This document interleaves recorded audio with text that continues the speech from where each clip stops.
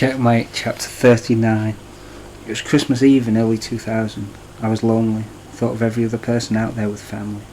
I was grateful for the roof over my head, my freedom, my friends and my character. I was happy in every way other than being lonely, which for me was enormous progress. Where were they? What were they doing now, and with who? It cropped up time and again. I had blotted it out like a bad bit of ink. Still there, scratching away beneath my perfectly Tipex page, still eating away, just invisible to anyone apart from me. I remembered the days with a stick and a dustbin lid where I'd play swords and shields with my brother, and wondered what it would be like to spar with him today. Almost all physical affection. I had to accept I did so through contact sports.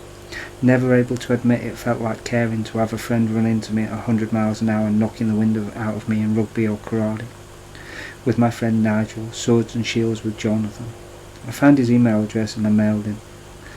I discovered rather quickly he didn't want to know me at all, but he did want to know the past. Why had I not been around? Why had I been so distant? Naturally, he'd heard more made-up stories about me from overprotective carers and people as I had heard about Wenzel. The difference, however, was simple. I wasn't a danger to anyone. But who would believe that? I had gone back to live with Wenzel after all. A year later, after answering a lot of questions, we arranged a meet. Where? He asked me as I travelled 158 miles by train and arrived at Macclesfield station.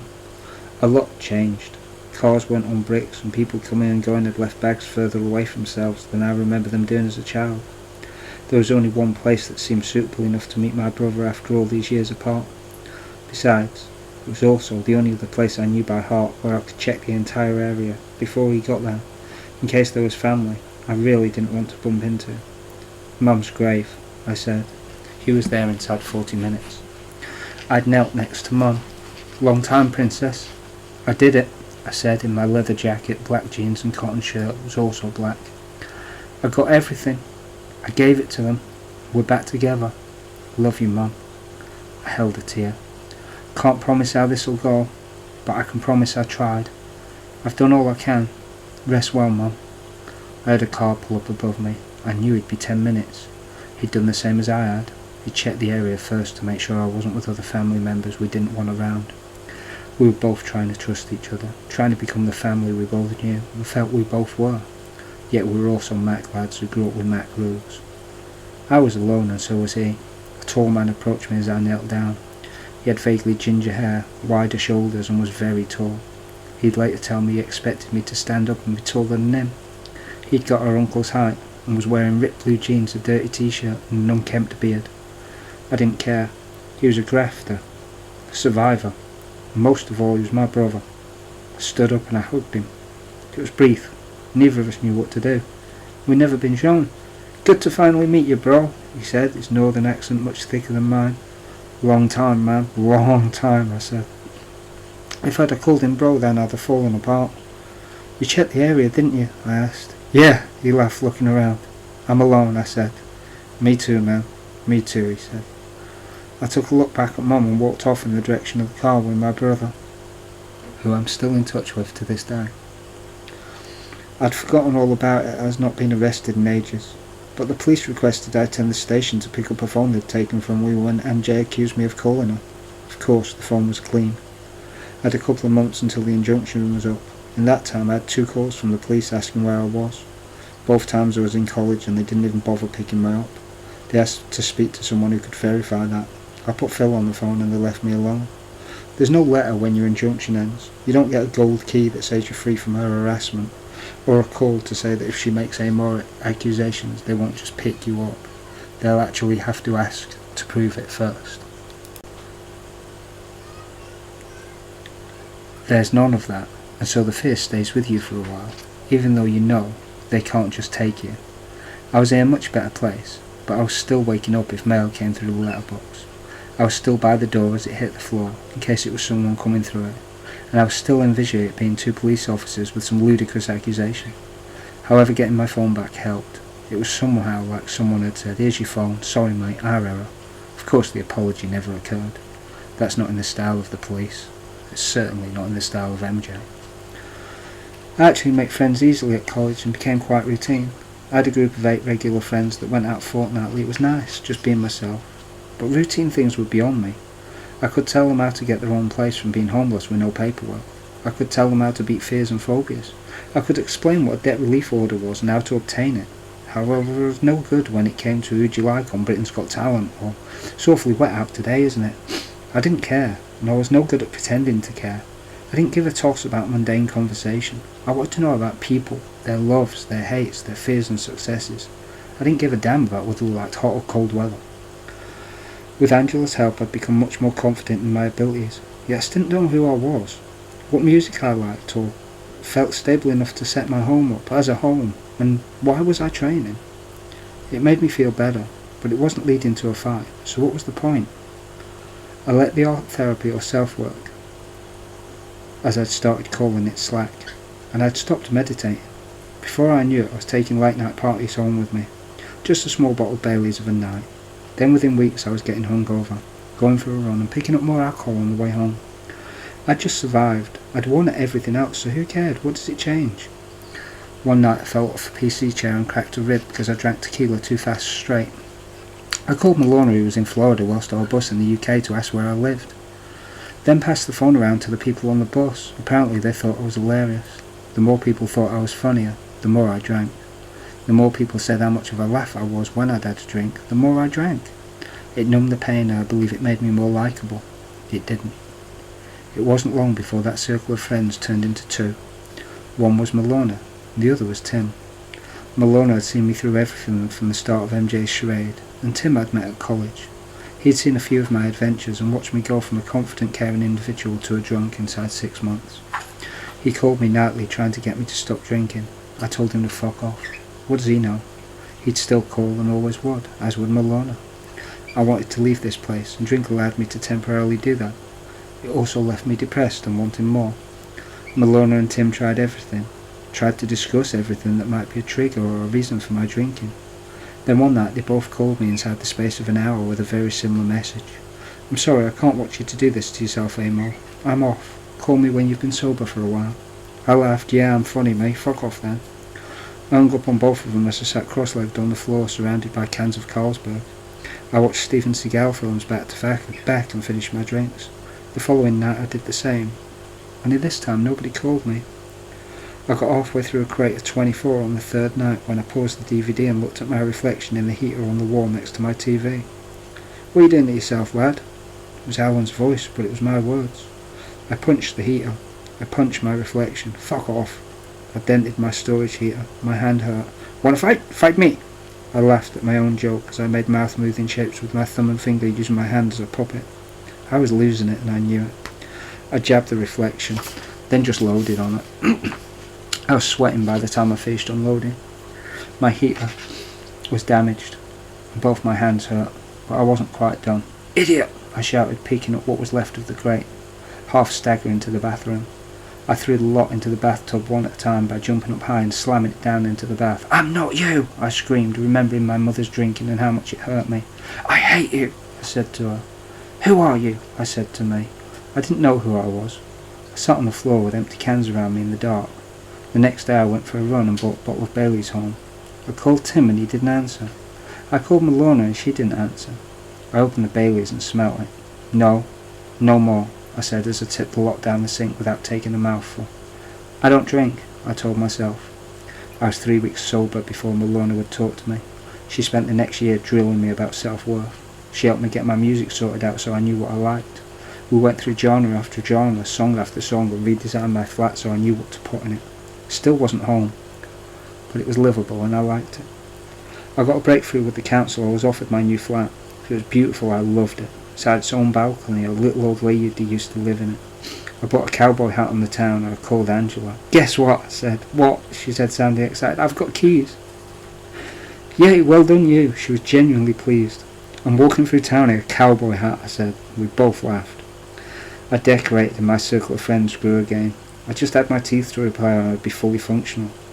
Another year passed. I got back into meditation and spiritual circles. I didn't drink. I didn't do readings for anyone either, paid or otherwise. I started actually trying to write poetry instead of just writing my thoughts and feelings down in rhyme, which is how I described what I felt inside. The only way I could combat this stutter and allow my words to flow without visualising them was to make them sound similar. I never intended to share it. I was convinced the operation for my teeth was going to kill me. My dentist had done me a big favour and referred me to the hospital. I took all my history books and dumped them in a giant cardboard box and wrote "burn this" on it in big writing. Then I gave my mate my keys. If I don't come out, burn the box. The rest is yours. I had no family save my brother, and we weren't regularly in touch. I called Angela on the way to the hospital. I was terrified, but I needed to do this, and I needed to tell Angela. Whatever happened, you gave me the tools to have the confidence and strength to do this. Whatever happens, it's my choice to go. So whether I come out again or not, I want to say thank you, and I'm ready for it. I hung up. I got myself completely ready to die. I believed it wholeheartedly. I took the needle and felt the anaesthetic go up my arm and into the shoulder before I screamed involuntarily, "You're not knocking me out! Come on, you bastards!" before darkness hit me. As soon as I was out, I felt like I'd woken up, when in actual fact it was over an hour later. My work had been done, and although drained, I was otherwise fine. I'd had 5 teeth out and numerous fillings. My nurse's name was Joy. "Rest," she said as I sat up and swung my legs out of bed. "No, I need to walk," I told her, muffled from a swollen mouth. I stood up, swayed, and then sat down before I fell down. Joy was a big girl, blonde and in her 40s. "I did it," I asked. "What, dear?" she asked me as I burst into tears. All those years of fear took them less 5 minutes to work. "I did it. Dad killed Mum. Needle is knife. Knife means death," I said as tears leaked all over both of us as she held me. "Oh, okay, dear," she said. I texted Angela simply, "It's done. Thank you." What more could I say? Over the next 2 years, I quit college and started volunteering at the British Art Foundation. I trained Jeet Kune Do and boxing with my friend Lee twice a week or more. I loved the work. It's furniture electrical store, and my main job was compact warehouse vans with furniture. I had the stamina and determination. The rest I'd have to learn. Within 6 months I was running a team of 15 people. I loved it, but my mate Lee had some trouble at home, and he was now staying with me for a while. I helped him get his own place. He was a natural boxer and he had a very unique personality. If something entered his head, he just said it, no matter how raw it was. I was convinced he'd become a professional boxer from the amount of times I'd thrown everything at home and hit nothing but air. Other times I'd be convinced he couldn't get close enough to hit me, and next I'd be on the floor. He was a natural, and I was honoured to be his training partner and his punch bag. He cracked 2 of my ribs one time, and that was an accident. I hate to think what he could have achieved had he been serious. When he got his own place, we saw less of one another, purely because I was working a lot. Then one day I got a message online, "Lee's dead." When I finally got to the bottom of it, I discovered he'd been hit by a train. To this day, nobody knows if it was an accident or not. The nickname he gave himself was Sharpshooter, and in my mind he will live forever. I had to make an enormous choice. I could dedicate my life to researching everything to do with my friend who I loved dearly, to find out what happened that day, or I could get on with my life. I knew Lee would want whatever was best for me. I was on a bus up London one time when this fellow wouldn't get off the bus and the driver had to stop. We'd been held up for a while. It was night bus. Lee and I went to see what was wrong. The fella turned on me. I stood in front of Lee so he wouldn't get hit. Lee pushed me back and stood in front of me.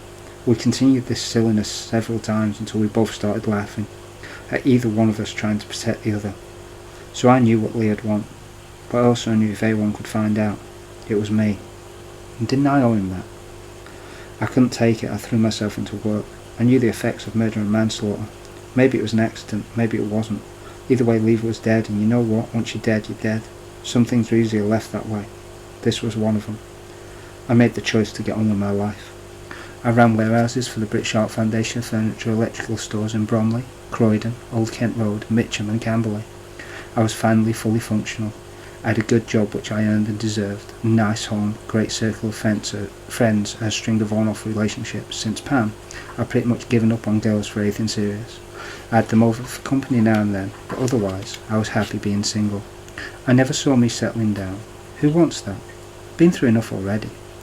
Despite my great awakening to my own independence and confidence, I still didn't think I belonged in any orthodox family. That's how I liked it. I had several girlfriends, but nothing that would ever amount to anything. Exactly how I wanted it. I'm very private in ways when it comes to my time and my home, and very open when it comes to helping others, or using my past to assist others. No more. It was time to live, just for me. Chapter 40 and the conclusion to Checkmate. I was introduced to Ellen by my friend Tim. He liked her, he'd been flirting with her for months. We were in a pub. "Hi, I'm Tracy, get you a drink?" I asked. She had brown eyes, her hair was long, she had a butterfly tattoo peeking from beneath her black lace sleeve and pale skin. Definitely attractive. "No thanks," she said, cocking her head and holding her drink up. "How you doing?" I asked. "Fine, thanks," she said again, smiling, but cold as ice. Well, I tried, I thought. I sat talking to Tim for 2 hours. The music became louder as the night went on. "Dance?" I asked Ellen, holding my hand out. "You can dance?" she asked, obviously believing I couldn't. She was right. "Tell you what, you teach me to dance and I'll teach you taekwondo," I said, having had a couple of lessons from another friend a few weeks before, but not really taken to it. I didn't think saying Goken Ryo or Jeet Kune Do would have the same macho ring to it. I wanted to see how that hand of hers felt in mine. She laughed. "You do taekwondo," she said. Bingo, something I actually could do. "Yes," I said, smiling. "Go on then," she said, pointing to the dance floor. "What, here?" I asked. She smirked and walked away. Damn it. My friend Malona had come over from Florida to visit. It was brilliant, after knowing one another only via the web for years, to finally get a grasp of who she is face to face. I introduced her to my friends and we all went out for a party. Tim had invited some others that I didn't know, and amongst those was Ellen. Malona and Ellen hit off straight away and ran off together to another pub for girly chats. Irony or what? It was very late when Malona got home.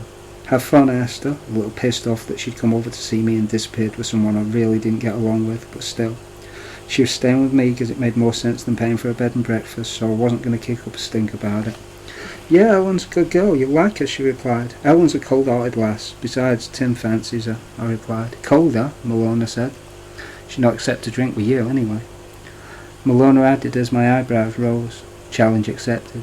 I messaged Ellen when Malona returned home and we got talking, but only via text. Then I got an offer of work in the Camberley area for 2 weeks, which turned out to go on for just over a month. I accepted and asked Ellen to dinner to hear the good news I had. I liked her. She was definitely sensible, which was more than could be said for the usual type of woman I go for. I tried keeping myself at a safe distance, because I could see she was a genuine girl. She wasn't like the others. I was certain she'd run a mile if I put my past onto her. Who wouldn't? That month in Camberley was brilliant. I worked an enormous warehouse all day and spoke to Ellen on the phone overnight. We were soon flirting. I couldn't help it. When I returned, I continued the day's work in Bromley and saw her immediately after work. In the pub with Ellen, I realised for the first time ever I wasn't looking round over my shoulder for trouble to appear. I wasn't cautious if a glass broke, and I wasn't jumpy. Somehow I'd changed, and Ellen had my full undivided attention, and she was stunning. I asked her if she'd like to go for a picnic with me. She said yes. We went to 5 Arches Bridge in Sidcup Meadows by a church I'd been to 100 times or more, usually at night in their panic-ridden state. I'd never been inside. This time I was back there again, living a totally different life. It was a beautiful hot day. I set out sandwiches and drinks, and we'd just sat down by the lake when the heavens opened and we both got drenched. We were soaked to the bone, but had smiles through to our core. We jumped in puddles and acted like children. It was good, clean fun. I was wearing black trousers and a tight black shirt, and everything clung to me. We went back to my place for coffee and talked all night. She went to work and then came back, and we talked all the next night too, literally all night. I told her everything and she told me a lot about herself. Neither of us ever believed we'd be the kind to settle down. Her because she didn't feel like she'd find anyone who'd love her for her, and me because trusting anyone was just too painful. I'd switch off long before love happened, and it wasn't fair to someone I loved for me to do that to them. We remained friends and saw one another at least 3 times a week. She came to watch a film one night, and we ended up watching both My Sister's Keeper and £7. I was dying to put my arm around her, but didn't. She got up to make a coffee and stood by my kitchen window looking out. The sun was shining over her neck and travelled through her hair. I had to walk away before I held her. We got chatting, and Ellen got to tell me about her feelings regarding men. Unbeknown to her, I'd written down how I felt in poem form. I'd also written "Don't tell her" on the back, just in case I felt like stupid when I was around her. As she sat telling me all the reasons she didn't feel she'd settle down, all the reasons she felt someone wouldn't love her, I knew I had the power to change that belief. Even if she walked away, she'd know someone cared for her, and therefore know someone else would in the future. I had to risk it. "What's this?" she asked as she was curled up on my sofa. I stood in the middle of the room, one arm out, holding the A4 sheet. "Just read it," I said. She did, and then she got up and left, without a word. She called 2 days later and we met up. "Okay, let's make a go of this," she said, sounding just as cold as when I first met her. She moved in within 6 months. It was the happiest I'd ever been. I had to try and make this permanent. I bought an engagement ring on my lunch break and it was near Christmas. I was sat in a local cafe with the box open on the table. The ring was just staring at me. "Everything is perfect. Why ruin it by asking her to marry me? What if she says no?" I didn't care. I loved her and it had to be done properly. I told Ellen I had to work late and went to see her dad. I'd already met him once before. He seemed a decent guy. "Okay, mate, thing is, well, let me hit you with this first. I don't do drugs and that, and I don't drink hardly at all. But my father killed my mother. I've got a bit of a past, but I love your daughter and I'd never do anything to hurt her. I understand if you say no, but can I marry her? If she wants to marry you and you make her happy, that's good enough for me," he said. We chinked glasses and I had a beer with him. It was Boxing Day. I'd spent Christmas Day at her parents' with her 2 sisters and Ellen's nephews. It had been great. They were welcoming, polite family with no ridiculous expectations, no control issues or violence. I told Ellen I was only staying the one Christmas. I don't do families, I like my own privacy. But these guys were great and I really liked them. Boxing Day came, I was nervous, as I'd chosen today. The day when our families were together, because she said family was the most important thing to her. I stood up in front of her mum and dad, her sisters, her nephews and her brother-in-law, and I took her round. She stood up. "There's one more gift. You said when I met you, family was the most important thing to you, which is why this is the right place to do this." I knelt down and opened the box. "Ellen, will you marry me?" I said on bended knee. Okay," she said, throwing her arms wide and waving them around with a mixture of nerves and excitement. It was a day off work and Ella had sat up in bed to get a drink of coffee I'd made her earlier when a thought hit me. I say a thought, but it was something different with Ellen. I saw the arch of her back, and at the bottom a little blue dot was hovering around. I placed my hand on her back. "Hey babe, wouldn't it be weird if you were pregnant?" "Yeah, it would be, but I'm not," she replied. A little girl, brown hair and eyes. "Virgo," I said, leaning back on the bed but keeping my hand in place. She looked at me with an expression that said, "You're serious, aren't you?" I didn't need to reply. I looked at her and she understood. She took a test and she was positive. A digital test read 1 to 2 weeks. We held on to one another and cried tears of joy for an hour or more. I was amazed and ready. Chuffed we'd have our family and totally terrified I'd not be a good enough father. Over the next 4 months I digested every parent book I could find. When she kicked, because I was convinced she was a girl, I'd lay on Ellen for hours and talk or read. We had a scan and the girl was confirmed. We were both delighted. Then she stopped kicking and Ellen couldn't feel any more movement. I was more and more scared there had been, but I refused to let on. We got checks and monitoring at the hospital at 3 times a week due to the low fetal movement. I gave up work. I had to be at home with my future wife and child. I knew the extra money would have helped us, but I'd never have forgiven myself had something happened and I'd not been there to help. The warehouse guys had a few pieces of advice. "You'll write poetry and fiction. You're a dreamer, aren't you?" I didn't care. People too weak to follow their dreams shouldn't stop other people following theirs. I forget where I'd read it, but amongst the years of positives it stuck. Besides, it wasn't a debate. My wife and child needed me. My choice was made. We had daily monitoring in later months, and then twice daily, and each visit I told Alan, the spirit world, and hell, I even prayed to God. "I'll go through it all again, all of it. Just let her live, please." I wasn't telling my wife how I felt. "She'll be fine, baby. She's half over now. Love you, you're doing great." That's what I was telling her.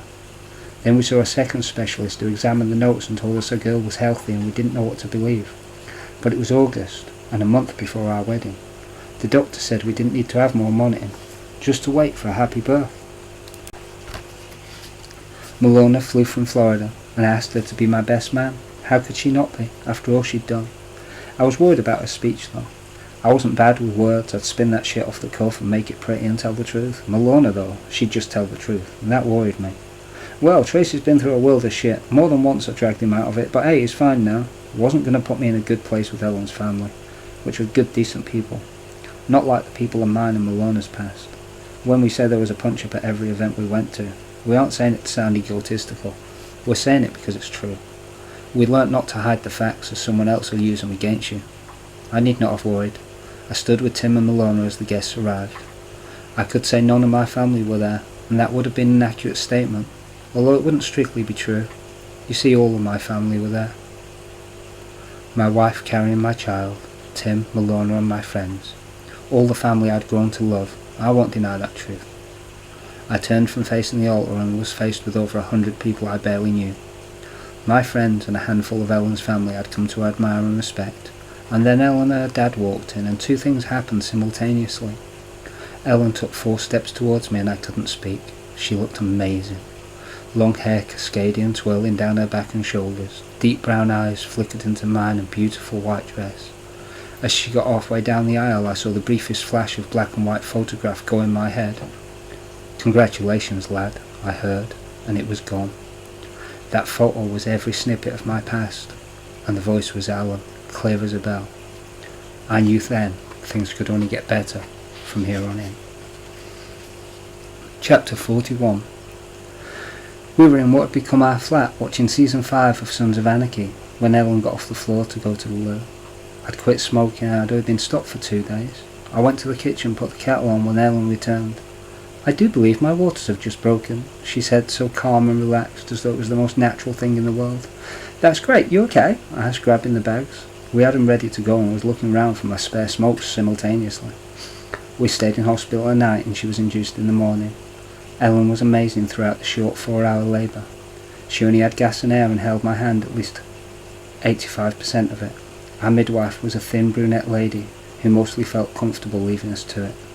She was always to hand and we couldn't have asked for better. She guided Ellen through delivery of our daughter as she gave a light thud into the world. She had a full head of her mum's dark hair and was a tiny 5 pound 13 ounces.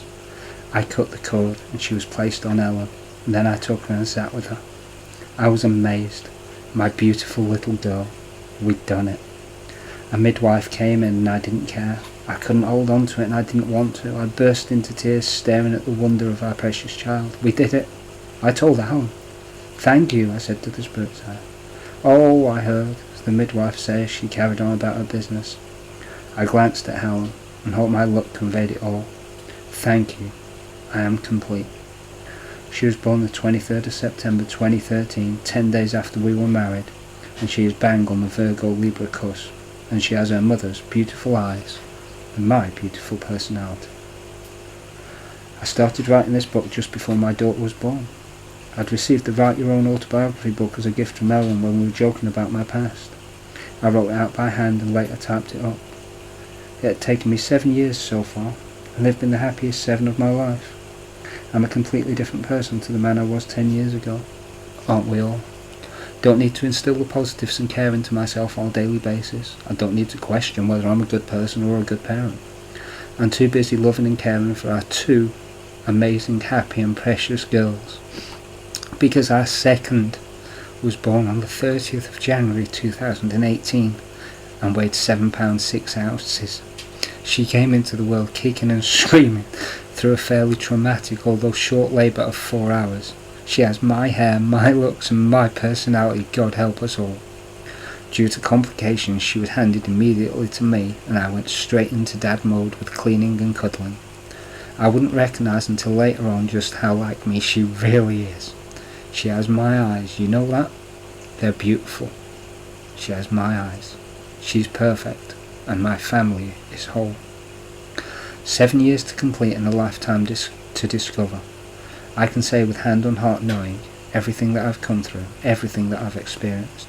If I had to live it all over again from day one to get the result that I have today, I would do exactly that. Thank you for reading and sharing this journey. I hope it's proved useful and please share.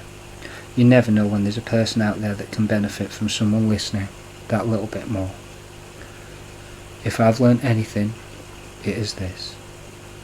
If I have the ability to achieve something, I shall surely acquire the capacity to do it, even if I may not have it in the beginning. Mahatma Gandhi.